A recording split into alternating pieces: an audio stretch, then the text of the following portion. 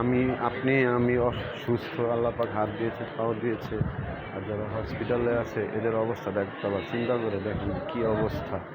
হ্যাঁ, মানুষের কথা চিন্তা করে একবার হসপিটাল ঘুরে যান, একবার পাগলা গারদ ঘুরে যান, একবার বৃদ্ধাশ্রম ঘুরে যান, দেখেন যে মানুষের আর্তনাদ, মানুষের কি দুঃখ দুর্দশা।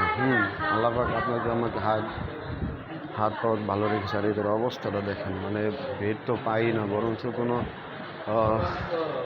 আর্থ সহযোগিতা ঠিকমতো পাচ্ছে না। আমাদের অবস্থা দেখেন যে কী পরিমাণ বিষয় তাজউদ্দিন মেডিকেল কলেজে। এই হচ্ছে অবস্থা আর কি মানুষের। রুগীর যে চাপ, নিচের তলায় ফার্স্ট ফ্লোরে দেখলে বুঝতে পারতেন যে কী পরিমাণ মানুষ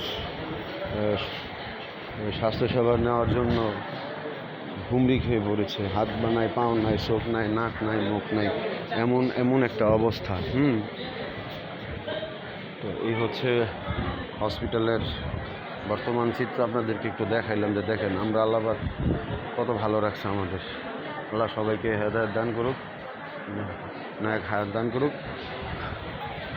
ভালো থাকবেন, সুস্থ থাকবেন। আল্লাহ হাফেজ।